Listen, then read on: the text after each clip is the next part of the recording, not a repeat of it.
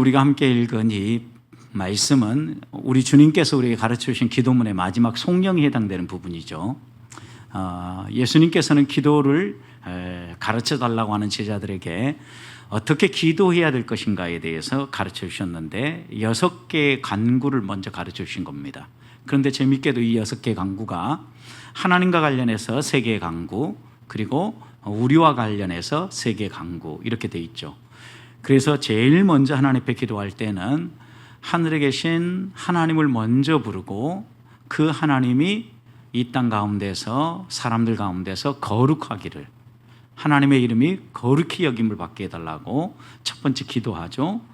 그리고 난 다음에 하나님 나라가 이 땅 가운데 임할 수 있도록, 하나님의 다스림과 통치가 임할 수 있도록, 그리고 또 하나는 하나님의 뜻이 하늘에서 이루어진 것처럼 이 땅에서도 이루어지도록, 적어도 이 3가지는 우리가 하나님을 바라보면서 하나님 앞에 나아가 간절히 구하는 하나님 나라의 간구라고 할 수 있습니다. 근데 하나님은 이렇게 하나님을 향해서 하나님 나라를 위해서만 우리에게 간구하라 하지 아니하시고 또 우리를 위해서도 간구하라 그러죠. 그래서 이어지는 3개의 간구는 우리와 연관되는 간구예요. 일용할 양식을 주시옵소서. 우리가 이 땅을 살아가는데 하나님 은혜 안에서 먹고 살아갈 수 있도록 양식을 주시옵소서 하는 기도, 그리고 여러 사람들과의 관계 속에서 살아갈 때 상처 입고 또 상처 입히고 그러죠. 그래서 우리가 이웃들을 용서하는 삶을 살게 해주십시오. 이웃들을 용서하는 삶을 살게 해주십시오. 하나님이 우리를 용서해 주신 것처럼 우리도 이웃을 용서하며 살게 해달라는 거죠. 그리고 우리와 관련해서 3번째 마지막 간구는 악에 빠지지 않고 또 시험에 들지 않도록 하나님 우리를 지켜 보존해 주시옵소서 하는 이 기도입니다. 어떻게 보면 이 6가지는 우리가 성도로서 이 땅을 살아갈 때 반드시 구해야 될 간구문입니다. 그래서 이 주님 가르쳐 주신 기도는 우리들이 기도가 막힐 때, 그리고 또 기도의 길이 흔들릴 때 하나님 앞에서 계속해서 반복해서 묵상하면은 무엇을 우리가 구해야 될지 분명하게 하나님과 관련해서 또 우리와 관련해서 기도문들을 찾아갈 수 있습니다. 그런데 오늘 이 밤에 우리가 이 나라의 민족을 위해서 기도하기 위해서 나왔습니다. 그런데 이렇게 6개의 간구문을 마무리하면서 우리 주님은 우리에게 마지막 송령을 가르쳐 주시죠. 송령. 이 송령은 가로로 묶여 있습니다. 가로로 묶여 있는데, 가로로 묶여 있다라는 것은 성경 사본 가운데 어떤 사본에는 이 내용이 있고 어떤 사본에는 없다는 얘기예요. 저는 그런데 개인적으로 이 본문을 묵상할 때 이 본문이 분명히 있었을 것이라고 생각합니다. 왜냐하면 성경을 기록하는 학자들이 일반적으로 성경에 없는 내용을 자기가 인위적으로 추가하지는 않아요. 그렇다고 하면 있는 사본도 있고 없는 사본도 있다면, 또 우리들이 인위적으로 그 본문을 추가해 넣는 이런 행태를 하지 않는다면 원래 있었던 건데 어떤 사본들에는 빠졌다라고 생각하면 우리 주님이 분명히 이것까지 했을 것이다라고 생각합니다. 또 하나는 이 주님이 가르치는 기도문의 구조를 보면 이것이 꼭 필요합니다. 왜냐하면 이게 어떤 학자들은 어울리지 않는다고 해서 빼고 설교를 하기도 합니다. 그런데 여러분 어떻게 시작합니까? 하늘에 계신 우리 아버지여라고 하나님을 부르면서 이 주님이 가르쳐주신 기도문이 시작하죠. 그런데 마무리될 때도 돼요. 하나님께 영원히 있사옵나이다 라고 하나님에 대한 송영으로 마무리해요. 어떻게 보면 시작과 끝이 하나님에 대한 찬양으로 이 기도문이 되어지는 걸 보면 분명히 우리 주님이 가르치는 기도문에는 이 마지막 송영도 있었을 것이다 라고 확신하고, 저는 이 부분을 중심으로 해서 오늘 성도님들과 함께 나라와 민족을 위해서 무엇을 간구해야 될 것인지 다시 한번 마음에 새기는 그런 시간을 갖고자 합니다. 자, 마지막 송영에 보시면 여기에 보면 하나님께 영원히 있습니다라고 얘기하는 것을 3가지를 얘기합니다. 하나는 무엇입니까? 나라, 또 하나는 권세, 또 하나는 영광이에요. 나라와 권세와 영광, 이 3가지는 영원히 하나님으로부터 흘러나오고 영원히 하나님의 손에 의해서 움직이고 영원히 하나님에 의해서 세워진다라고 이야기를 하고 있는 거죠. 먼저 이 나라에 대해서 여러분 생각해 보십시오. 이 땅에서 나라와 국가는 우리에게 모든 것을 해줄 것처럼 이야기를 합니다. 그리고 국가가 큰 테두리가 되어주는 것처럼 이야기합니다. 이 마태복음이 쓰여지던 초대교회 당시는 로마가 지배하고 있는 시대죠.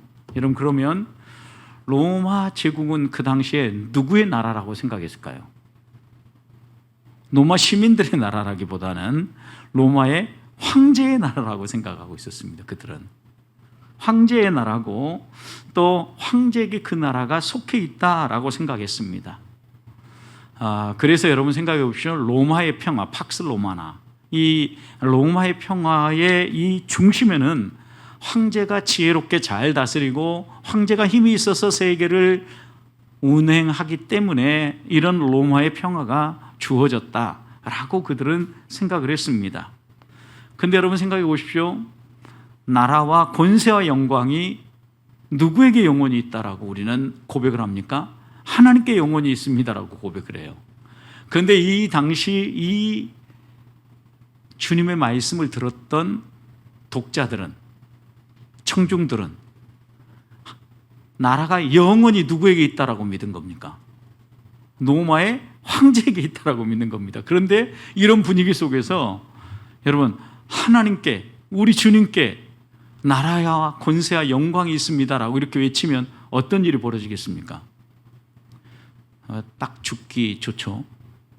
코에 걸면 코걸이, 귀에 걸면 귀걸이로 걸려 들어가는 시대입니다. 이 시대는 마음만 먹으면.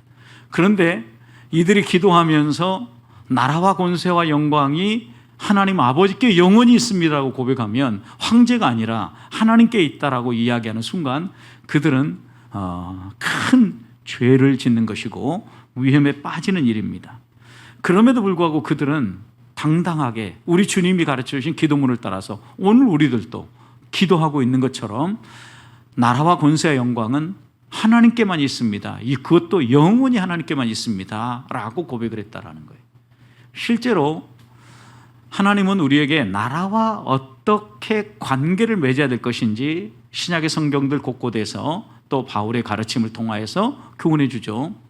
모든 권세는 하나님으로부터 나온다라는 겁니다. 그러니까 우리가 그 권세에 복종해야 된다라는 것이 우리 주님을 통하여서 복음을 배웠던 바울의 가르침입니다. 여러분, 그래서 우리가 이 나라를 무시할 수는 없어요. 이 나라가 없이 그 어떤 인간도 이 세상에서 자기 자유를 누리며 살아갈 수 없어요.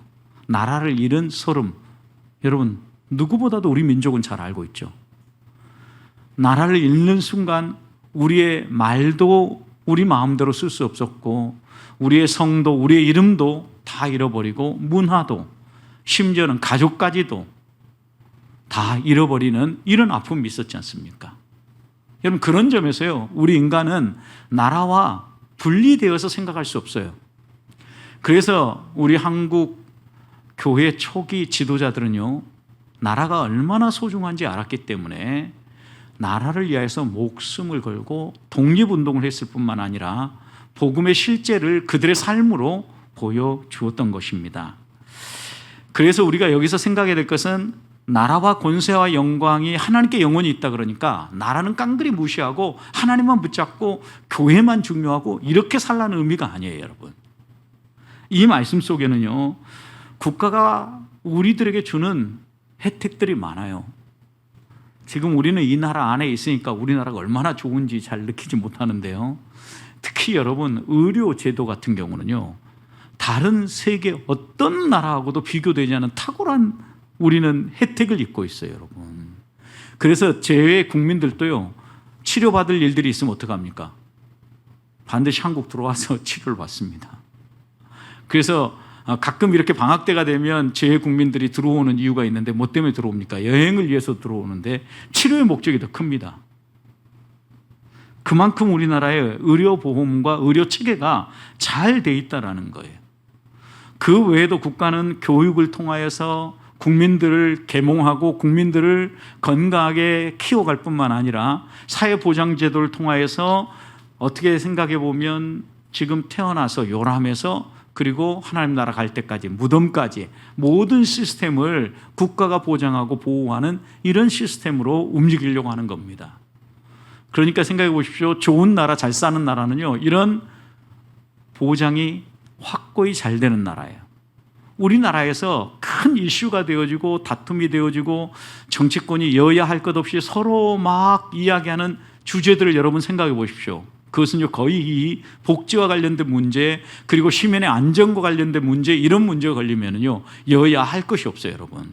이건 정치적 판단이 아니라 국가의 당연한 존재 의무고 국가가 당연히 국민을 보호해야 될 책무가 있기 때문에 이런 행동을 하는 겁니다.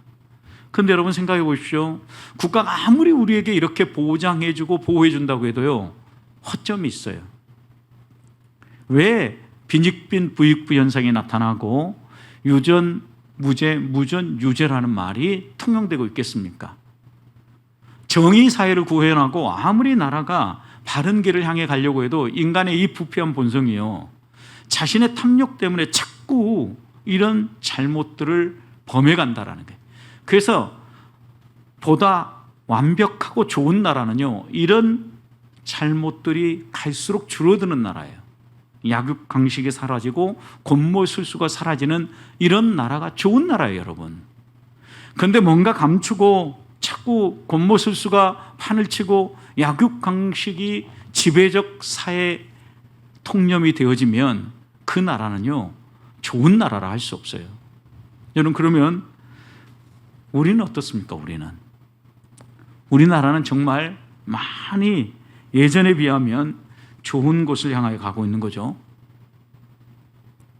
그런데 여러분, 여기서 우리가 이런 이 세상의 나라와 하나 또 비교해야 될 것은, 오늘 우리 주님이 너희가 나라가 영원히 하나님께 있다라고 얘기할 때 이 나라가 어떤 나라냐는 거죠. 하나님은요, 이 땅의 나라를 통하여서 우리에게 내다볼 나라를 하나 주셨는데 그것은 하나님 나라예요. 그래서 바울도 예를 들 때 우리의 시민권은 일반적으로 우리가 소속되어 있는 이 땅에 있다라고 생각하잖아요. 서울 시민권자다, 대한민국 시민권자다라고 생각하지만, 바울은 이런 예를 통하여서 우리의 시민권은 이 땅에만 있는 것이 아니라 하늘에 있다라고 얘기하면서 우리가 이 땅의 나라만 생각할 것이 아니라 하나님 나라를 생각하면서 기도해야 될 것을 이야기하는 거죠.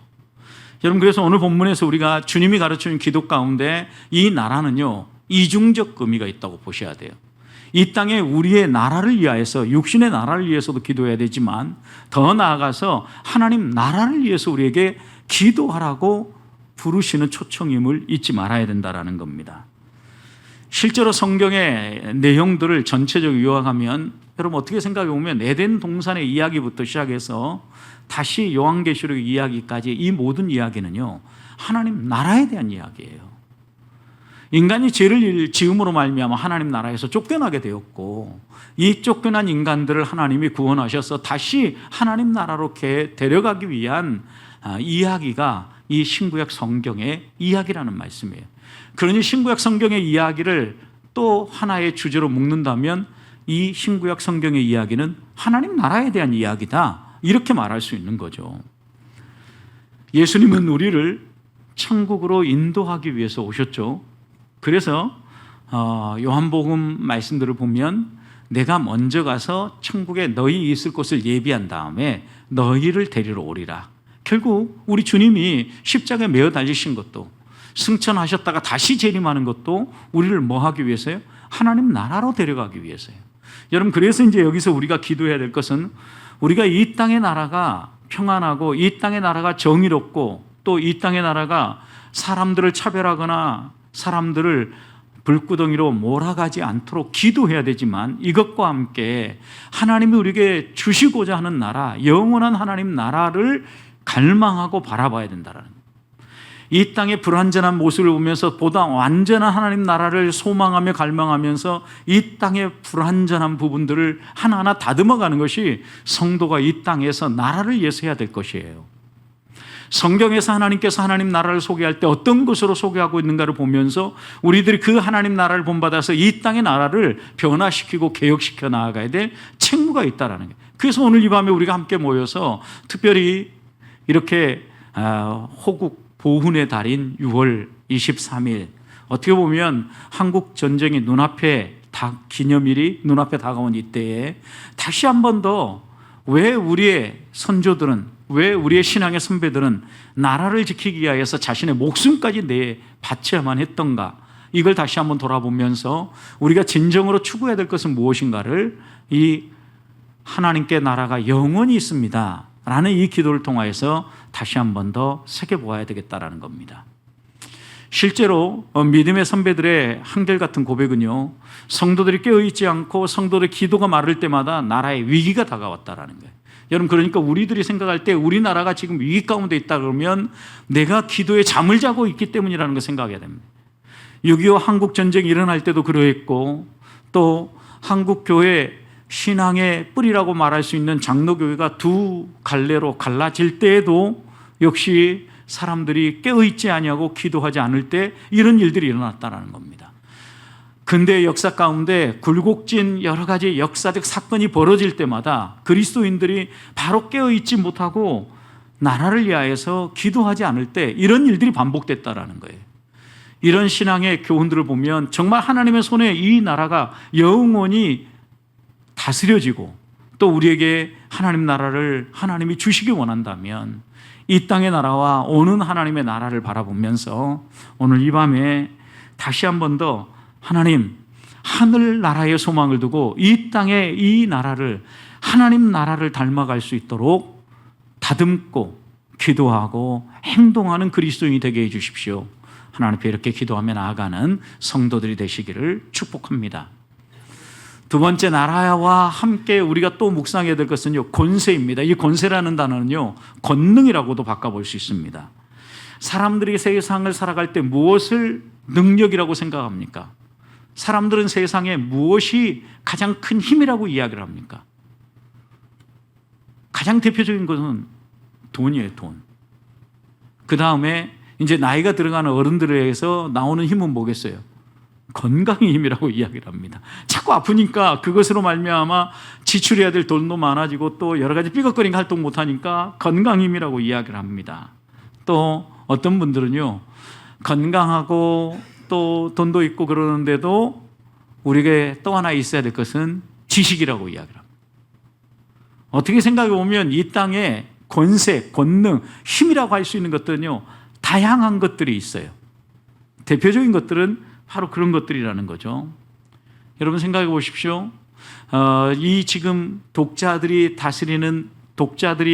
속해 있는 나라는 로마의 통치 아래에 있는 나라죠. 그러면 로마는 무엇이 권세라고 얘기했겠습니까? 황제가 권세라고 얘기하는 거예요. 나라가, 그래서 나라의 명이라면, 황제의 명이라면 무조건 복종해야 되는 것이 그 당시의 법이라고 말할 수 있습니다. 권능은 로마가 아니라 하늘 아버지에게 있습니다 라고 그리스도인들은 고백한 거예요. 얼마나 충격적인 고백입니까? 이것은 급진적인 고백이에요. 그런 점에서 그리스도인들은요, 매우 급진적인 삶을 살았던 게 분명해요. 이런 말들을 만약에 로마의 관료들 앞에서 얘기했다면 단칼에 죽임을 당할 수도 있었던 상황입니다.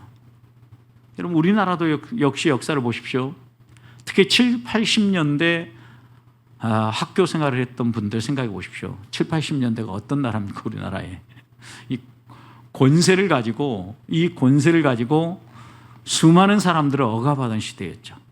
그래서 가장 강력하게 민주화의 열풍이 불었던 시절이 70년, 80년대라고 말할 수 있습니다. 그때 우리들은 처절하게 느꼈어요. 국가의 권력이 얼마나 막강한 힘을 가지고 있는지.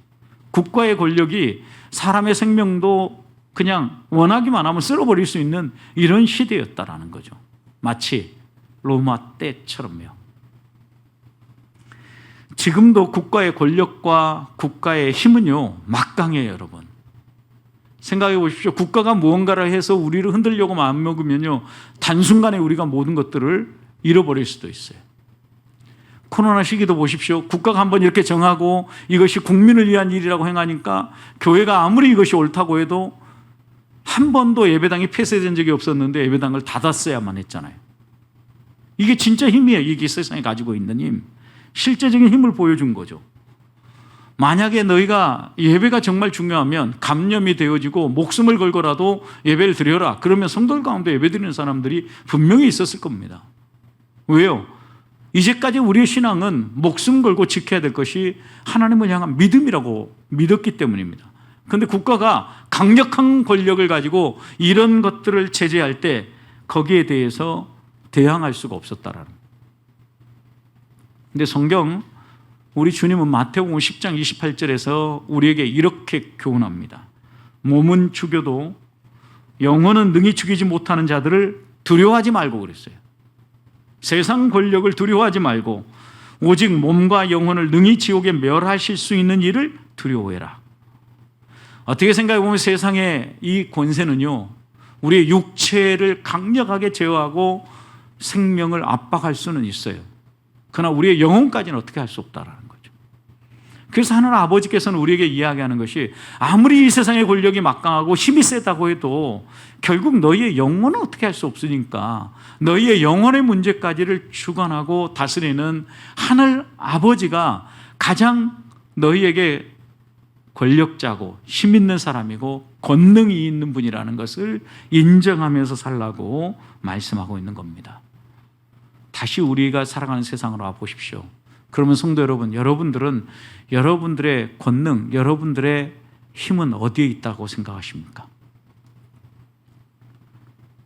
하나님께 있습니까? 아니면 돈에 있습니까? 무엇을 위해서 분주하게 살아가고 무엇을 위해서 우리가 열심히 우리의 시간과 에너지와 우리의 건강을 빼앗기고 있습니까?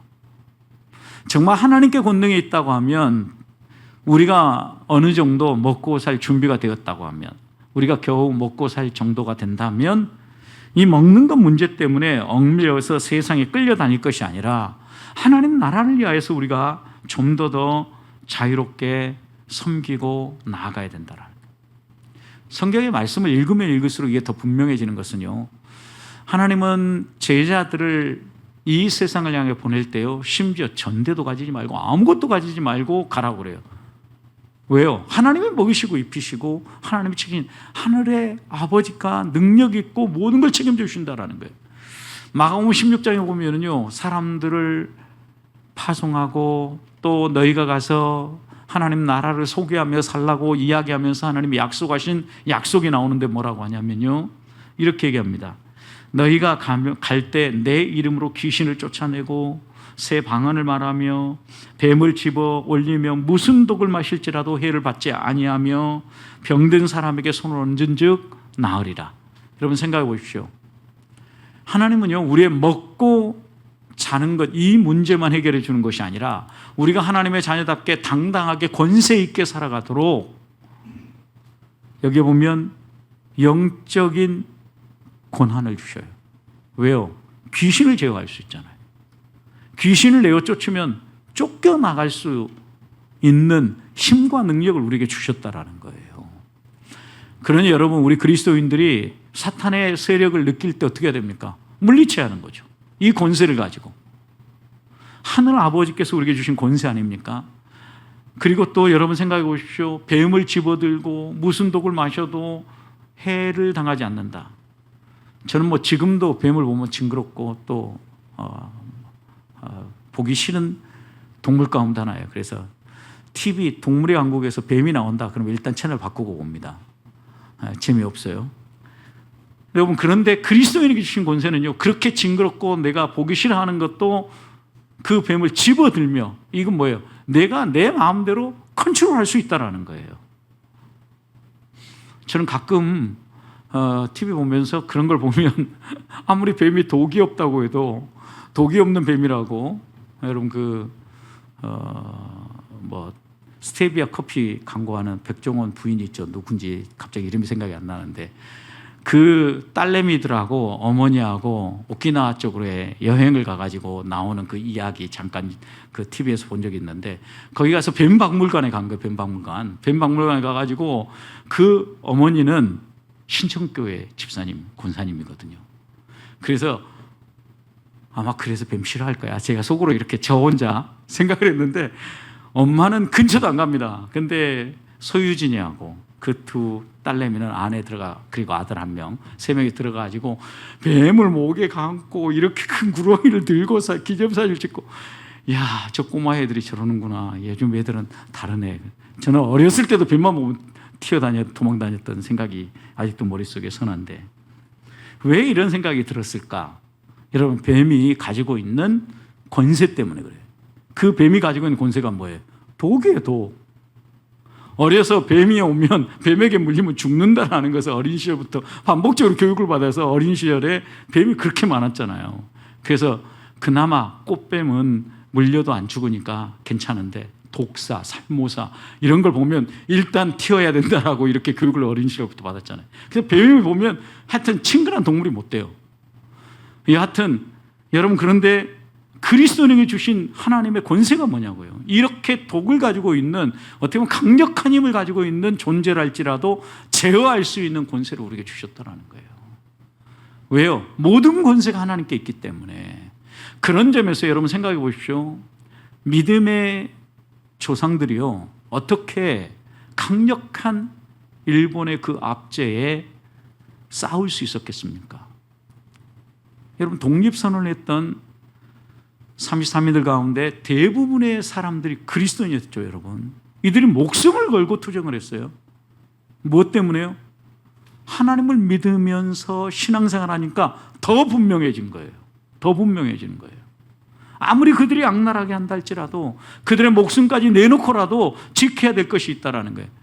너희들이 우리의 육신은 죽일지 모르지만 우리의 영은 죽일 수 없다는 게 분명히 있었고, 하나님이 원하는 삶은 국가가 존재하고 자유가 존재하며 인간답게 사는 것이다 라고 생각했던 거예요. 성경의 가르침을 분명히 그들은 가슴에 새겼고, 이것을 독립선언문에도 새겼고, 이런 정신들을 가지고 저항운동들을 해나갔던 겁니다. 여러분, 그런 점에서요, 오늘 우리가 나라와 권세, 나라를 위해서 기도할 때요, 권세가 어디에 있는가를 생각해야 돼요. 그래서 지금 요즘 반복되어서 우리에게 공격하고 있는 이 세상에 권세가 있어요, 여러분. 문화예요, 문화. 그 문화 가운데 우리 목사님들하고도 지난 6월 달에 함께 나라 민족을 위해서 기도하러 갔다 왔는데요. 이 포괄적 차별금지법 한번 제가 설교한 적도 있습니다. 그런데 이것이 학생 인권 조례라는 아주 또 다른 형태로 다양하게 우리에게 공격해 들어와요. 그리고 7월 1일 날은 동성애자들이 서울 광장에서 동성애 축제를 하겠다고 지금 난리죠, 여러분. 그날 그 광장 허락을 안 해주니까 서울시 곳곳에서 그날 동시다발적으로 이 동성애 축제를 펼치겠다, 퀴어 축제를 펼치겠다, 이렇게 예고를 하고 있습니다.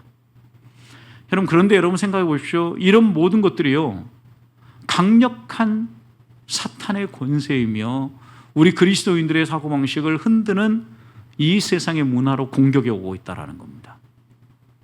아무리 생각해도 끔찍해요. 저는 우리 아들들이 갑자기 남자 며느리를 데리고 와서 아빠 며느리로 꼭 인정해 주셔야 돼요, 이런다면 정말 이건 까 뒤집어질 일이에요.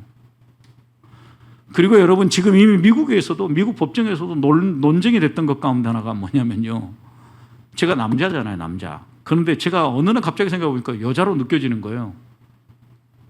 그래서 여성 사우나탕에 쑥 들어간 거예요. 그래서 너 왜 들어왔어? 너 경범죄에 해당돼. 그랬더니 저 여성이에요. 처벌을 못해요, 이랬는데 이게 무슨 말이 되는 법이냐고요. 그래서 지금 기독교인들이 힘을 모으고 여러 사람들이 힘을 모아가지고 7월 1일 날은요, 거룩한 방파제 방어 운동을 하자는 거예요. 적어도 우리가 거룩한 방파제가 되어서 이 세상의 악한 물결이 우리의 다음 세대를 넘어뜨리지 못하도록 좀 기도도 하고, 그날 같이 서울광장에 모여서 기도도 하고, 정말 하나님이 원하는 것이 무엇인가를 이 세상에 알리자라는 거예요, 여러분. 또 7월 10일 날은 지금 서울 그 여의도 국회의사당 앞에서 1인 시위들을 하기로 했습니다. 1인 시위. 저 같은 목회자들 몇 명이. 왜냐하면 이것을 그냥 간과하고 지나갈 게 아니라는 거죠. 우리에게 하나님이 복종하라고 하는 권세는 어떤 권세고 저항하라고 하는 권세는 무엇인가를 성경은 분명히 이야기해 줍니다. 그래서 나라와 민족을 위해서 기도할 때 결코 간과할 수 없는 얘기예요. 학생 인권 조례도 그렇고 포괄적 차별금지법도 그렇고, 만약에 남성과 여성 제3의 성이 있다고 배우고 남자와 남자가 결혼할 수 있고 여자와 여자가 결혼할 수 있는 이 법이 통과돼 보십시오. 그리고 최근에 여러분 생각해 보십시오. 동거인을 가족으로 인정한다. 성경이 가르치고 있는 가정에 대한 문화와 성경이 가르치고 있는 여러 가지 가치들이 다 무너져 버리는 거예요. 이게 뭐예요? 세상의 권세인 거죠. 우리의 권세는 거기 있지 않아요. 하나님에게 있어요. 하나님으로부터 흘러나와요. 그래서 우리가 하나님의 자녀로서 하나님의 다스림을 인정하면서 영원히 하나님께만 권세가 있습니다 라고 인정을 하고 이런 악한 권세를 대적하여 싸워야 되는 거예요. 저는 우리 교회 안에서도 이런 일에 함께 동참하는 성도들이 생기고, 기도할 때 지금 아직 좀 어린 자녀가 있다면 우리 어린 자녀들도 위기 상황이고요, 손주들이 있다면 이제 진짜 이것은 대책 없음이에요. 그냥 이걸 양보하고 나면. 지금 3만 불 이상인 나라 가운데에서요, 이 동성애를 비롯한 차별금지법이 통과되지 않은 나라는 대한민국 유일하게 하나예요. 3만 불을 넘어서 있는 모든 나라에서는 이 차별금지법이라는 이름 아래 동성애가 자연스럽게 조장되고 있다는 거예요. 이런 부분들을 우리들이 어떻게 막았을 것인가, 다시 한 번 더 이 밤에 권세라는 관점에서 마음에 새기고 하나님께 기도하며 나아가는 성도들이 되기를 소망합니다. 마지막은요, 영광이에요. 영광. 여러분, 영광은 우리가 자주 쓰는 단어이지만 또 애매모호하게 이해하고 있는 단어이기도 합니다. 우리는 보통 영광을 돌린다 할 때 언제 영광을 돌립니까? 상을 받았다거나 좋은 성적을 얻었을 때 이 모든 영광을 아버지께 돌립니다.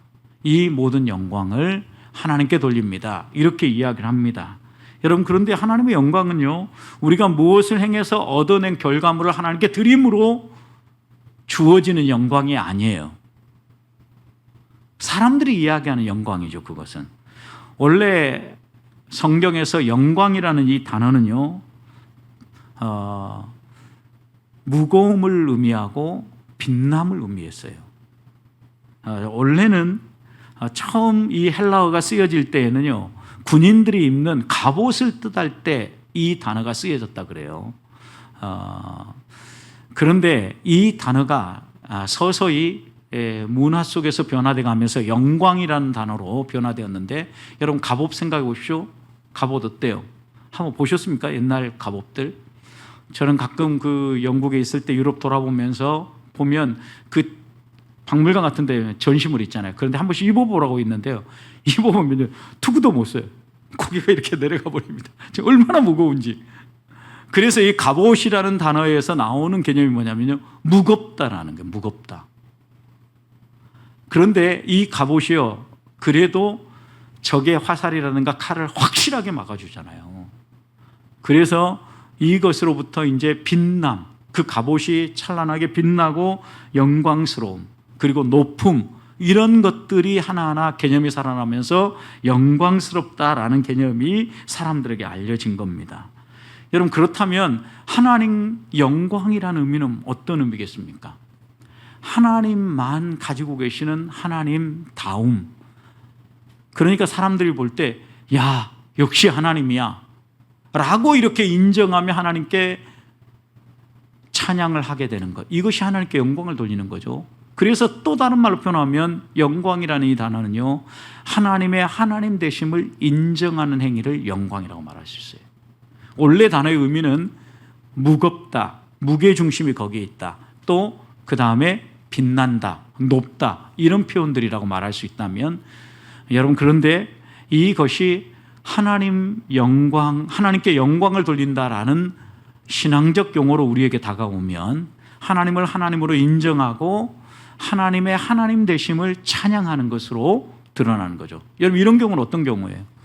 하나님이 행하시는 일이 정말 놀라울 경우, 이건 도저히 인간으로서는 할 수 없는 일이야. 여러분, 대자연의 웅장함 앞에 섰을 때 이런 고백이 나오죠. 그리고 하나님의 놀라운 섭리를 가지고 우리의 삶을 지도해 가실 때 이거 하나님이 꼭 하신 일이야 라고 얘기할 때 하나님께 영광을 돌리는 거죠. 결국 이런 고백들을 보면 모든 영광은요, 하나님으로부터 흘러나온다라는 것을 성경은 부단히 이야기하고 있는데, 여러분, 성경이 말하는 영광에 대해서 여러분 생각해 보십시오. 우리가 하나님의 영광을 어떻게 경험하고 어떻게 알게 됐습니까? 예수님이 인간의 몸을 입고 이 땅에 오므로 우리가 알게 된 거예요. 그래서 요한복음 1장 14절에서는 이렇게 얘기하죠. 말씀이 육신이 되어 우리 가운데 거하매 우리가 그의 영광을 보니 아버지의 독생자의 영광이요. 이렇게 얘기하거든요. 그러니까 하나님이 인간의 몸을 입고 이 땅에 오셔서 예수 그리스도가 보여주신 그 모습을 통해서 우리는 영광을 희미하게나마 깨닫게 된 거예요. 그런데 이 영광에 대해서 성경이 묘사하고 있는 모습을 보면 하나님의 영광을 어떻게 돌리는가에 대해서 빌립보서 2장 10절 11절에서는 이렇게 얘기했어요. 하늘에 있는 자들과 땅에 있는 자들과 땅 아래에 있는 자들로 모든 무릎을 예수의 이름에 꿇게 하시고 모든 입으로 예수 그리스도를 주라 시인하여 하나님 아버지께 영광을 돌리게 했느니라. 여러분, 어떻게 영광이 하나님께 돌려진다라는 거예요? 무릎 꿇는 거, 예수 그리스도를 주로 시인하는 거, 하나님을 인정하는 것, 이걸 통해서 하나님께 영광이 돌려진다라는 거예요. 또 하나 고린도서 3장 18절은 이렇게 얘기합니다. 우리가 다 수건을 벗은 얼굴로 거울을 보는 것 같이 주의 영광을 보며 그랬어요. 주의 영광을 보며 그와 같은 형상으로 변화하여서 영광에서 영광에 이르리라. 그러니까 여러분, 영광을 돌린다라는 건 또 하나예요. 뭐예요? 주님을 닮아간다라는 거예요. 하나님의 형상을 볼 때, 하나님을 닮아가는 모습을 볼 때, 하나님의 성품들을 우리가 경험할 때 그때 하나님께 영광을 돌리게 되고, 우리 안에도 주님을 닮은 모습을 통하여서 하나님께 영광 돌리는 삶을 살게 된다는 거예요. 여러분, 그러니까 보세요. 우리가 하나님께 영광을 돌린다, 나라의 영광을 돌리는 게 아니라, 여러분, 순국 선현들을 위해서 나라가 영광을 돌리고 그들을 칭찬하고 또 그들의 후손까지 우리 나라가 보장해 주죠. 왜요? 나라를 위해서 목숨을 바치고 어떻게 보면 부모로서 자녀를 돌봐야 될 것을 못 돌봤으니까 국가가 대신 그 자녀를 돌봐주겠다라는 거예요. 마땅히 해야 될 일이죠.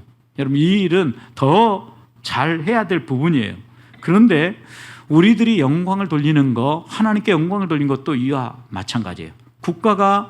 국가를 위해서 목숨을 바쳐 헌신한 사람들을 위해서 영광스럽게 해주는 일은 그들이 행한 일들에 대해서 치하하고 그들을 알아주는 거죠. 그리고 그들의 후손들이 이 땅에서요, 행복하게 살아갈 수 있도록 도와주는 거죠.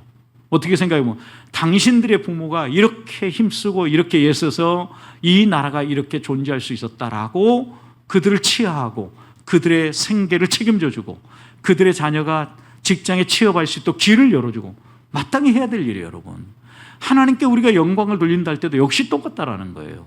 하나님은 하나님으로 인정해야 돼. 그것은 뭐예요? 모든 입으로 주라고 시인하고 그 앞에 무릎을 꿇게 하고 하나님의 다스림과 하나님의 권세를 인정함을 통하여서 우리가 하나님께 영광을 돌린다라는 거예요.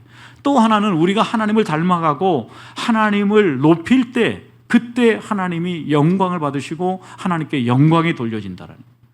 그런 점에서요, 오늘 이 밤에 우리들이 모든 영광이 하나님께 있습니다라고 고백하면서 기도해야 될 것 가운데 하나는요, 우리가 하나님의 다스림을 인정하고 하나님, 내가 하나님을 닮아가는 삶을 살게 해주십시오 라고 기도해야 됩니다.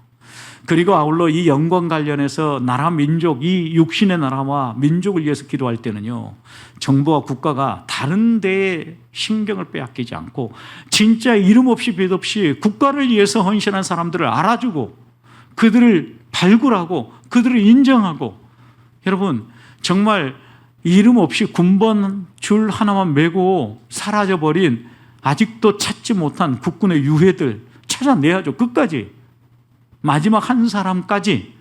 그리고 그들의 명예를 세워주고 그들의 자녀들을 위하여서 움직여야죠. 이런 나라가 돼야 돼. 정부가 지금 그렇게 하겠다라고 이야기하고 있죠. 그럼 우리도 그런 나라가 이 땅 가운데 세워지도록 기도해야 돼요. 여러분, 그런데 이런 기도를 하면서 한 가지 더 생각해야 될 것이 있습니다. 제가 최근에 책을 읽으면서 마음에 충격을 받았던 것 가운데 하나는 우리 남성들 50대, 60대 지나가신 분들 잘 생각하십시오. 갈수록 고령화가 되어지면서 젊은 세대가 줄어들고 출산율이 줄어든다고 합니다. 그래서 이제 앞으로 어떤 시대가 오냐면 50대, 60대 재입대할 날이 온다고 합니다. 왜요? 120세까지 사는 시대가 오는데 국군 숫자가요 갈수록 이게 줄어든대요.